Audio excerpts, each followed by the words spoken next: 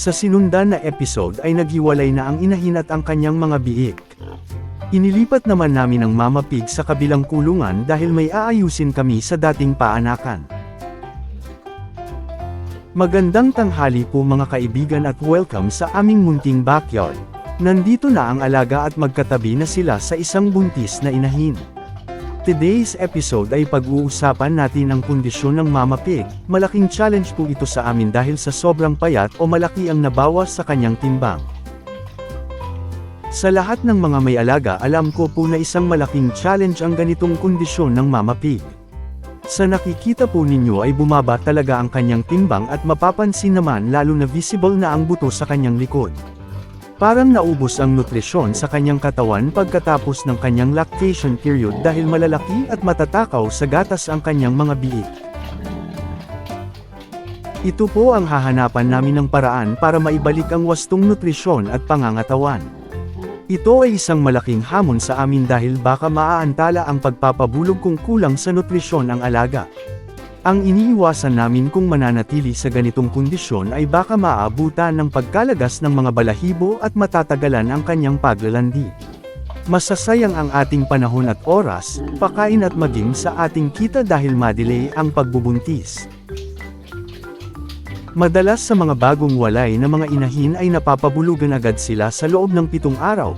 Ito po ang inaabangan namin para mabilis ang turnover at kailangan na may mga interventions na kaming gagawin para hindi magipit sa panahon at may handa sa muling pagpapabulog. Medyo klaro na ang hugis ng mga buto sa likod at sa may balakang. Pero kahit ganito na siya habang may biik pa ay hindi siya nawawalan ng gatas. Kahit ngayon ay may tumutulo pang gatas kahit wala na ang kanyang mga biik. Titingnan natin kung magiging successful kami sa mga susunod na mga araw sa pagpapakondisyon. Nasimulan na namin ang ibang mga hakbang sa pagbibigay ng mga supplements at gamot para makabawi sa mga nawalang mga nutrients, mamaya ay ibabahagi namin ang mga ito.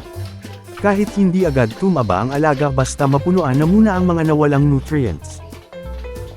Kasalukuyang kumakain ng rasyon sa tanghali at nag-increase na rin sa pagkain niya.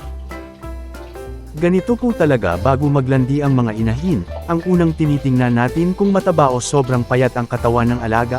Kung sobrang taba o sobrang payat ay mahihirapang mabuo ang similya pagkatapos mabulugan.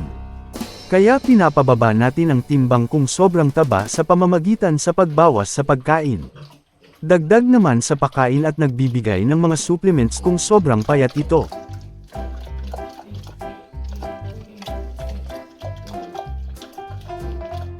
Nais ko lang pong ibahagi sa inyo ang mga nasimulan naming aktibidad para manumbalik sa kondisyon para mabulugan agad ang Mama Pig.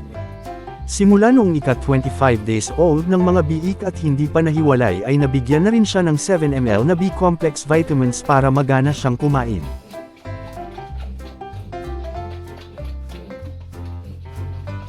Kinabukasan pagkatapos ng B-complex ay sinimulan na rin ang pagbibigay ng feed supplement araw-araw na V22 powder.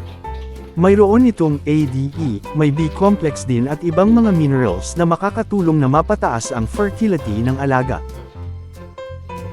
Sa araw naman ng paghiwalay, kahapon po ito ay nakapag-deworm na kami sa kanya. At kaninang umaga o 24 hours pagkatapos ng dewormer ay nakapag-inject na rin ng 10 ml antibacterial na pen strep.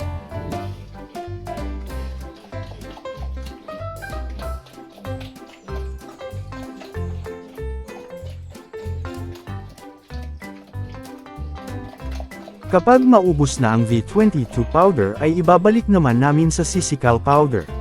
Halos magkaparehas lang sila sa naunang supplement. Sa B-complex at calcium content lang sila nagkaiba at iilang minerals.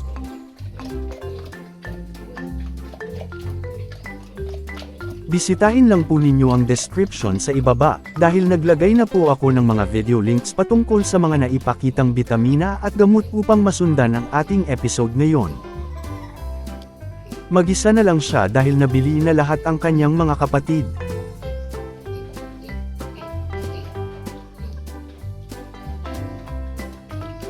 Ang isang malaking hamon din sa amin ay medyo matanda na ang Mama Pig, kung sakaling magbuntis siya ngayon ay pang-siyam na parity na.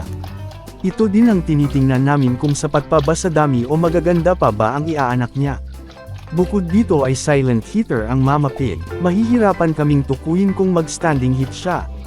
Ito po ang mga challenges na aming haharapin sa mga susunod na mga araw, sana ay patnubayan din kami ng Diyos.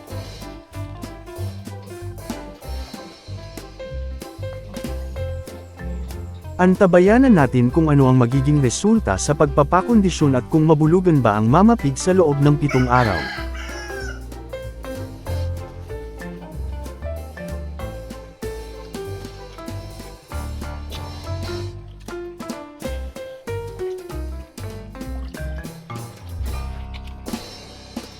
Ang inyong natunghayan ay base lamang po sa aming pamamaraan at experiences bilang backyard raiser. Maaaring hindi angkop ang aming pamamaraan sa ibang mga nag-aalaga. Hanggang dito na lamang po ang aking video.